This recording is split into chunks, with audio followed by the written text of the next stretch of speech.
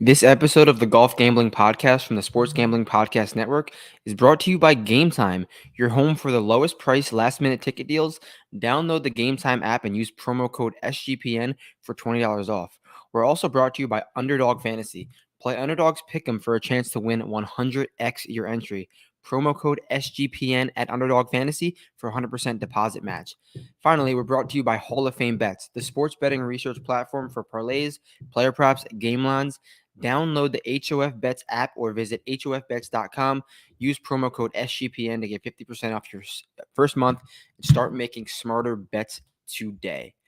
Okay, my friends, Mexico Open weekend. We have a very interesting DraftKings pricing. We have a 5K range. Tony Finau is up to 12K flat. Just when we thought Finau was a plug and play at the Mexico Open, like just plug him in your lineups, you can build around him. I mean, you still can. It just got a little bit trickier and gave us some more to think about. So, yeah, Tone opens up the pricing at 12K, an 11-1 Emiliano Grillo, 10-7 Nikolai Horgaard, 10-3 Thorbjorn Olsen, which I didn't even realize was in the field at first, but I'm happy to see old Thorbs playing, and then a 10-1 Thomas Dietrich. This is like a glorified like DP World Tour event that we have on our with this upper range. This is like a DP World Tour event of the last few years. But although this field is very shitty, I'm like okay with getting back to a sense of normalcy. If Tony Finau can just like lap a bunch of scrubs and win at 25 under and look like the best golfer in the world when there's no eyes on him, like fine. Give me some sense of normalcy back into the world. I think last week was fun though, so we're gonna talk about last week really quick. Obviously, Hideki came back from I think he was 6 back to start the day, shot one of the lowest rounds in Riv history, and just went scorched earth and won the golf tournament. Applauds, congrats Hideki. I had zero Hideki equity. I was really high on him at Pebble Beach. He let me down and I didn't hop back in, but we saw him flash at the Farmers app for the first time in a while. Get those steady approach numbers going. He was trending, and I like to stay on guys for a few weeks, and I just didn't hold on to Hideki at all through the West Coast swing. But I know a few people that did, so props to you guys for betting Hideki, entering Hideki in your lineups was a great call. Talking about Xander and Cantlay. What excuse are we gonna make now for Xander and Cantlay? Zero excuse, zero guts. They did not do anything. Okay, you can't have a 5-shot lead over the weekend, a 2-shot lead going into the day, and be dead in the water through 10 holes. Like Cantlay had no chance after like number 12. Like literally no chance. That goes to him not playing good. Hideki play. It doesn't matter. Cantlay was dead in the water with a few holes left to go. Zero. He didn't do one thing good yesterday. I think he made one or two birdies on Sunday. Was not hitting confident golf shots. He looked like Patrick Cantlay with a lead. He looked like Patrick Cantlay when the lights are on. And time is a flat circle. I guess that was the sense of normal. Hopefully that was the sense of normalcy we got. Cantlay and Xander being dweebs to bring everything back to the light. Because and Xander, he had it teed up for him. He luck sacked his way into making an eagle. Great. And then he proceeded to hit like 160 and a 225-yard drive. Dead right into the trees and dead left into the trees. That sounds exactly like Xander. And then once the two golfers, Xander and Cantlay, are 100% out of it, they hit the fairway on the par 5 17. Both have chances at eagle. And then Cantlay makes a 50-foot bomb for birdie on number 18. Of course you do. Of course you do that when you're dead out of the water. So that's my take from Riv. Props to Hideki, but I just had to just say something about Cantlay and Xander. Let's get on to Mexico, which honestly, a fun event. It's a fun event. Before 2 years ago, the Mexico Open was my biggest wagering week in my golf gambling career, and I didn't even hit an outright. I had like 5 guys in the mix, and I bet them all top 5, so I had like them all each way. And then I knew Rahm was gonna win because he had that lead. So I just hedged with a massive ticket on Rahm, and like 4 guys finished top 5. It was an unreal week. So hopefully we could do that again this week. I'm going to bring up my screen and we'll talk about the pricing. So I mentioned the 12K range. Yeah, Tony Finau, besides him having all the stats, like he really looks good right now. Obviously long, and he's striping it. It's not like it's just Tony Finau's build is coming into Mexico. Like, yeah, he should do well. Like, no, he's playing really good golf at the moment. The strokes gain numbers are beautiful. So besides that, he literally posted on Instagram when he had the live rumors. I'm excited, and an emphasis on the Instagram post was, I'm excited to return to Mexico. So, like, Tony Finau wants to be here. Tony Finau wants to defend, and I think DraftKings knows that because they priced him up to 12K. Emiliano Grillo, he's 11-1, has great course history, and he's playing good golf. He's figured out the putter. He's figured out the approach of late because, oddly enough, he was putting a lot better than he was hitting the golf ball, which is like, come on, Grillo, like, this is not you. And he's recently got the approach back. So it's good to see Emiliano Grillo playing well. He's played this event the last 2 years, a 5th last year and a 33rd the year before, and he's playing great golf. He's played, I think, nearly every event to start 2024. I could be mistaken. He missed the Amex. He missed one event, the Amex, but he's played almost every other event in 2024. So he's got the reps. He's ready to be here. He knows he's the class of this field. Nikolai Højgaard, 10-7. I do not see many paths where Nikolai is not in the conversation at some point during the weekend. When you look at his game, he's super long off the tee. He's got an exceptional tee to green game. The putter's hit or miss. And he did play this event last year, so he's got history putting on these greens. So Nikolai at 10-7, I feel like he's safe. He's safer than Grillo. I will say he's safer than Grillo. Finau, I don't know. I wouldn't say he's safer than Finau, but he is $1,300 cheaper. And then Thorbjorn Olsen, I think he's going to be a fade. We saw him win a few weeks ago in Europe, but I believe this is his first PGA Tour start in 2024. I mean, not ever. In 2024, obviously he got the promotion, but he played a little bit in Europe. I don't think you want to go in on a guy not with little PGA Tour reps. We saw like the PGA Tour guys, the DP World Tour guys who got their cards, play a few PGA Tour events. Ryan Fox, Victor Perez, like those guys, they looked okay, but their first few events, they looked a little shaky. So I love Forbes. I think he's going to have a okay season, but I think he's priced up because he's just got that recent win in Europe. So I'm going to take a backseat to him. Thomas Dietrich is definitely going to be very popular this week. Before Thomas Dietrich kind of burst onto the scene this year, I mean, if you know golf, you play this every single week, you guys know Thomas Dietrich. You know his game. And before he was like nearly winning golf tournaments on the PGA Tour this year, he was making his hay in these resort style courses. He lives in either the Dominican Republic or the Bahamas, one of the two. He moved down there to like make his US base, and he plays these style golf courses a lot. So Thomas Dietrich loves these style courses. He's done well in these conditions, but I don't love him when he's like chalky and 10K. Like, I don't. And we know Thomas Dietrich, when he gets the lead, he's going to piss all over himself. So I think if you're going to select someone up here, which you have to, I think. You have to select someone up here. You got to go with Finau or Højgaard. Grillo, yeah, like I could see it, but I think I trust Tone or Nikolai more. We're splitting hairs. We got to make a decision. I can't say I like all these guys. That would be bullshit of me to say, yeah, these are all good golfers. Pick one of them. No, Tony or Nikolai is my final answer in this 10K range. So let's move down to the 9K range. Before we move down, I have to tell you guys quickly about Game Time. So recently, I just had to use Game Time. It's a ticket service. You can get tickets at any time. Last minute ticket deals. Promo code SGPN for $20 off at Game Time. Game Time is awesome. I literally used it last week to go to a concert down in Sunrise where the Florida Panthers play. We decided to go on like a Wednesday, and the concert was on a Friday night, so it was quick. Got on the app.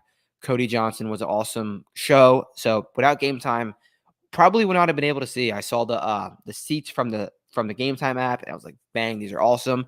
And then got it at promo code SGPN. It was fun. And then finally, Underdog Fantasy. Underdog Fantasy has a way to play alongside your favorite fantasy and college players. Golf too. If you guys have been following me on Twitter, I've been posting the Underdog slips.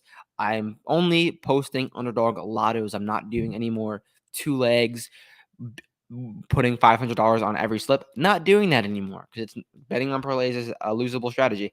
But you can hit 100x and have a lot of fun with these small wager, high win slips.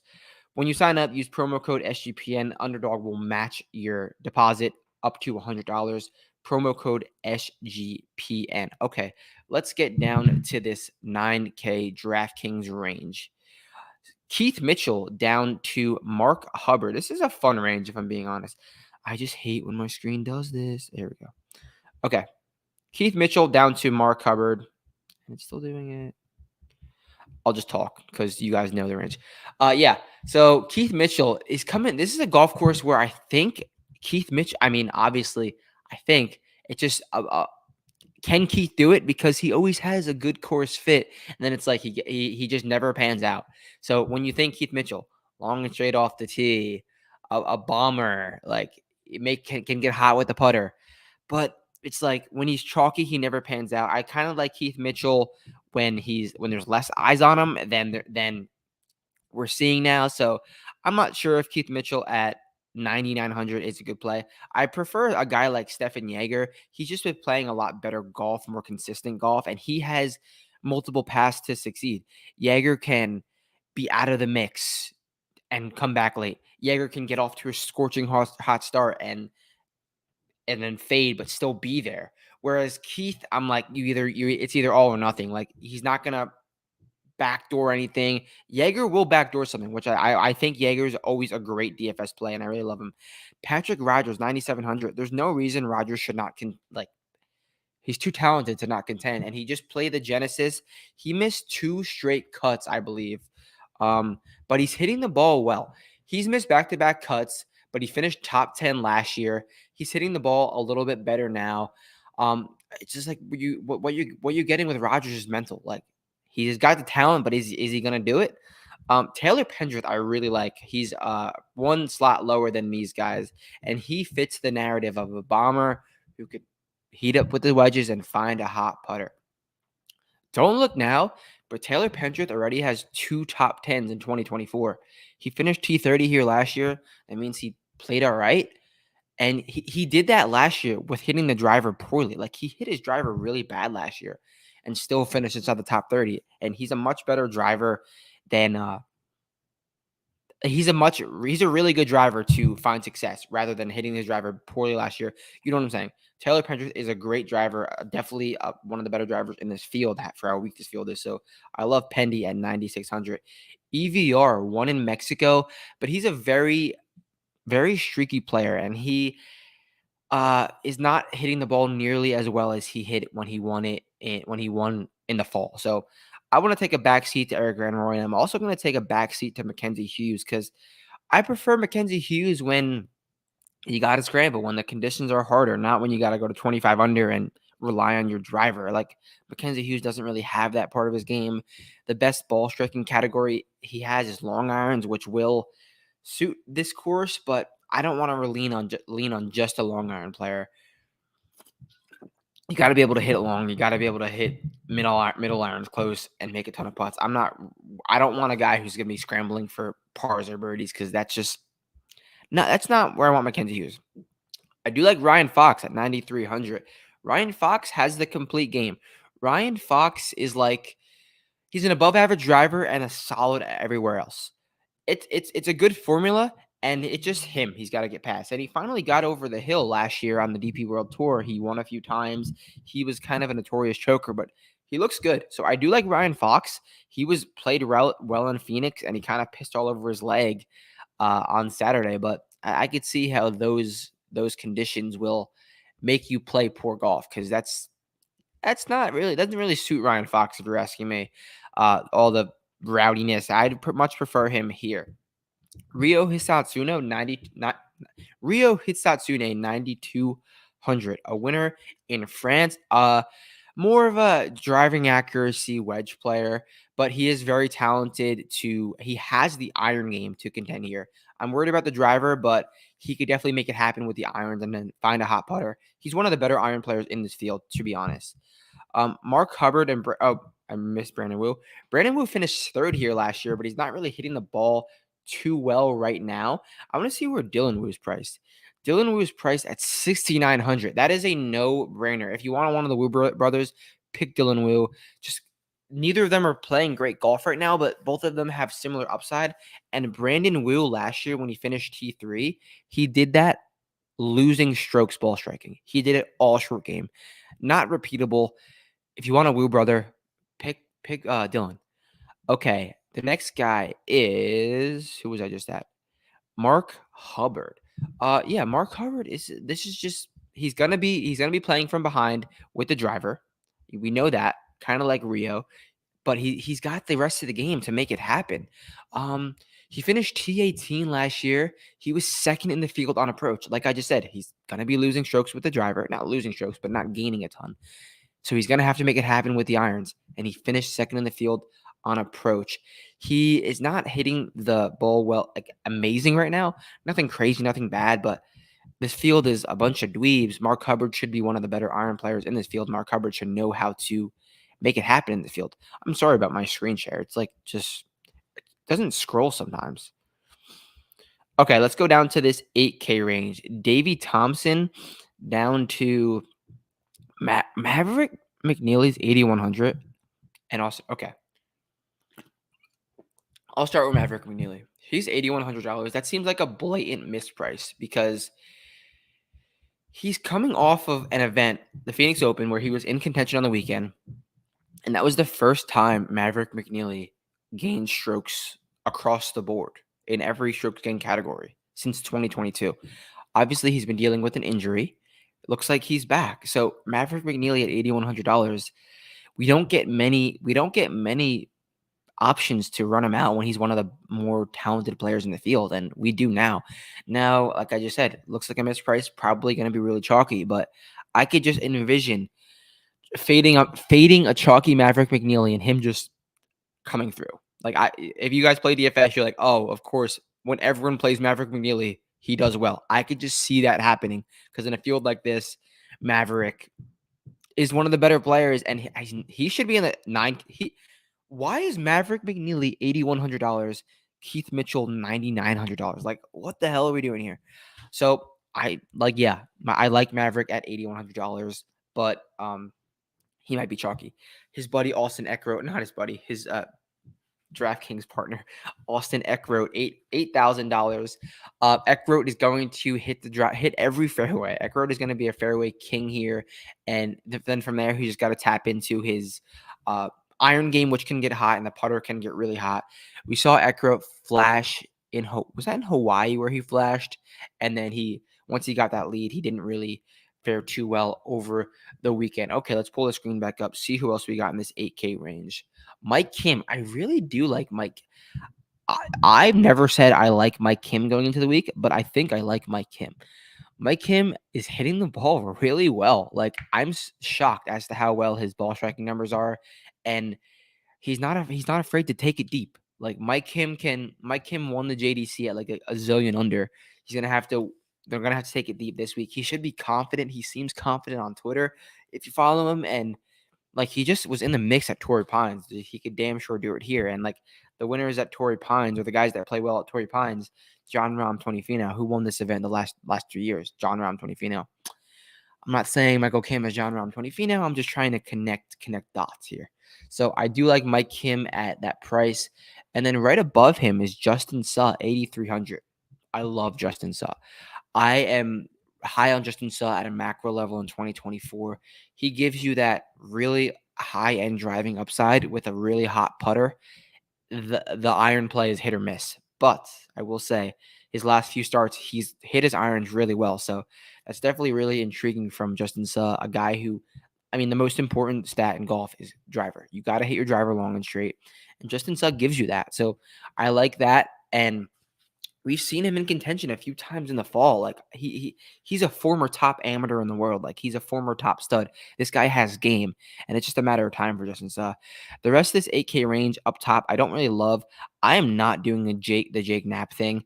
$8,700, 40 to 1. Like we've seen nothing from this guy, and he's so low owned. We got to talk about Cam Champ because last year he came into this event off 4 straight missed cuts. This year he's got 5 straight missed cuts, and he contends. He contends and plays on like 3 or 4 golf courses every single year. It does not matter the form. If Cam Champ is sub 15%, you gotta have him in your lineups. Like it's the golf course where he could just go bombs away with the driver and then have everything else just fall into good. He can't play at any golf course that requires nuance or anything like that, but a golf course like this where you could just bomb it away, you could do that. So let's talk about this 7K range. Alejandro Tosti at $7,800. He finished, I think, T12 in this event last year. Or what? Let me double check where he finished last year. He finished T10 in this event last year, and this is kind of where he like had his PGA Tour debut. I'm not sure if it was debut, but one of his best start, I can tell you that. And what we know about Toasty and what we even knew about Toasty on the Corn Ferry Tour last year, he is super, super, super long off the tee. And that's key here. John Rahm, Tony Finau winners. Toasty is gig-along off the tee. The rest of his game is like, but it can get really hot. He's a guy who can just get scorched earth for a round, and that's kind of what you want in DFS if they can make that cut early and just coast. So he obviously has great course history here. He's Argentinian, I believe. I have to fact check that because I don't want to. That's disrespectful if I say someone from the wrong country. Alejandro Tosti, Argentinian. Okay, him and Gria, the Argentinian killers on the PGA Tour. So yeah, Tosti. Obviously, we're in Mexico. Strokes gained Spanish, so he should play well. Hopefully, he's got good vibes from last year. I love him at $7,800. I'm not going to go through every single player in this 7K range, but we'll talk about a few. Johnny Vegas is going to be very popular this week, and that's just because we saw him play really well in Phoenix. We haven't seen him play in a while, and he's really long off the tee. So those 3 things are going to get you a chalky Johnny Vegas. I'm not down with a chalky Johnny Vegas when he's going to be missing every putt. Why wouldn't I just play Vincent Norman? Vincent Norman at 7,600 has gained strokes ball striking in now 3 straight starts. He's missed a few cuts, but he's trending back up that ladder where he won a golf tournament last year on the PGA Tour. He's a young Swede just like Ludwig and has the same exact game as Ludwig, but he's not as good, obviously. But he's got the same build, and at $7,600 in a laughable field, Vincent Norman, hammer. He's gonna give you some. He's gonna get your lineups a little bit different. I love him much more than I like Johnny Vegas. Carson Young is already popping up on a ton of betting cards and just hearing his noise on Twitter. So Carson Young, he finished T15 here last year, and he's gained strokes ball striking in 3 straight events. He also gained 2 strokes putting in this event last year, so he's checking boxes. He's really checking boxes. He's not really that long off the tee, but he has great overall ball striking prowess. He's got a good iron player. This is a fun fact. He's one of the only players on the entire PGA Tour to rank inside the top 100 in every 25-yard approach bucket. Nerd nugget of the week. Carson Young. So yeah, he's going to be popular this week. If he's 22%, don't play him. I could see him being popular and still making some noise. T15 is kind of asking a lot, even though he did it last year and this field's probably weaker, but I could see it. No real overwhelming do it or don't do it. I just kind of wanted to brush over the Carson Young love this week, why it's there. All right. Chris got her up at $7,100. Like I said with Cam Young, there's few courses. Well, not Cam Young, Cam Champ. There's few courses where Gotterup can just go balls to the wall and launch his driver. If you have any love for Chris Gotterup, play him this week. Oh, I saw your comment. This week screams Keith Mitchell. Yeah, long and straight off the tee. Keith Mitchell, when he makes sense, never pans out. That's all I'll say. And he's priced up somewhere where he shouldn't be. He's priced way too high, in my opinion. But yeah, Keith Mitchell makes a lot of sense. I went over it like early in the show. It's a mental thing with Keith. He makes sense, but can he do it? Like, I hope so, 'cause I love him too. So we'll get down to Chris Goddard again. One of the only golfers that can make you stand on a driving range and be like, wow, that guy can hit a driver. Like, I'm not even kidding. He hits the ball so far, so fucking far, so fucking long. So he is a guy that I think I've been high on before. The rest of his game is can get hot. We've seen him finish top 5 in events. Before he finished T4 at the John Deere, I believe it was. He finished 7th in Punta Cana or Puerto Rico. Either way, a resort birdie course like this. So I like Chris Goddard up at 7,100. JJ Spawn at 7,200. That's the first I'm seeing of that. Like, truthfully, what the hell has JJ Spawn been up to? JJ Spawn missed the cut of the Genesis. Why did he play the Genesis? Missed the cut in Phoenix. Ugh. But like, he's a better golfer than that. Than $7,100 in this field. JJ Spawn is a PGA Tour winner. Wow, that's very interesting to see JJ Spawn down there. Based on price alone, I think JJ Spawn is a good click. Let's get down to this 6 and 5K range. I'm just gonna give you a few names that I like before I do my massive deep dive on Tuesday night, and give you the 6K names I like.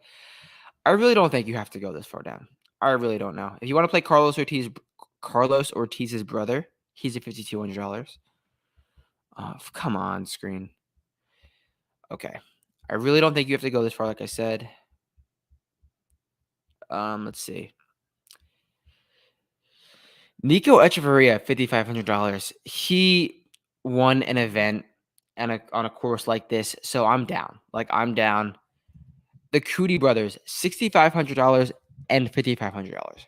I will tell you the difference between the two Cootie brothers right now and why they are priced where they are. So Parker Cootie, $6,500, is priced $1,000 more than his brother because his ball striking has been tremendously better than his brother. So basically, Parker is the one who is really good off the tee, really good on approach. Pearson is really good on the greens and really good around the greens. Like, if you combine the two, they got a major caliber player right now, but sadly that's not the case. So if you got to go to one of them, it's Parker, and it's priced for that reason. Okay, let's go back down here. The 6K range. Give you a few more names I like. Tyler Duncan. He almost won in Corrales last year, Punta Cana, and he is truthfully one of the best total drivers in this field. Longer than you would think, straighter than you would think. That's key on the golf course like this. So Tyler Duncan. I already talked about Dylan Wu. Harry Hall, a bomber with a great putter. I like that at $6,800. And then Garrett Higo. I think Garrett Higo can win this event. At $6,700, he's already a PGA Tour winner, and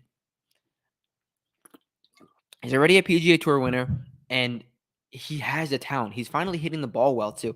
Let me tell you a little bit more about Higo. He should be confident. He brings one of the best drivers in this entire field to this event, and then from there, go make birdies. At $6,700, you could do a lot worse than Garrett Higo. Rafael Campos, I'm not sure you want to do that. $6,300, you don't have to go that. You could go that low, but there's guys who bring you way more upside than Campos at 63. Like, what has Rafael Campos done over the last year? Not much. And there's some guys a little bit higher that you could probably sneak into your lineups that give you real top 20 equity. So I'm going to deep dive the 6K range like I always do and give you I'll probably have more. That last week I just had 3 names because it was a short field. Probably have like 5 to 7 names this week. How does this course compare to where Higo won? Higo won out at Palmetto, where it was you had to drive it a lot straighter. Not really a lot straighter, but here you could drive it everywhere. So I kind of think this course suits Higo better than no, it wasn't at Palmetto. It was in South Carolina. It was the Palmetto Championship. Forget what that Congaree. Congaree was the golf course he won at. So yeah, I kind of like Mexico better than where Higo won. He was kind of in better form then, obviously, but I still he is a young buck who has all the talent in the world. Like $6,700. That's all I'm saying. You could do a lot worse than Garrett Higo. So that wraps it up. 30-minute deep dive on Monday morning. I will be back to catch the Vince Eric show with Adam Kirk later today. Just follow me on Twitter. You'll see it.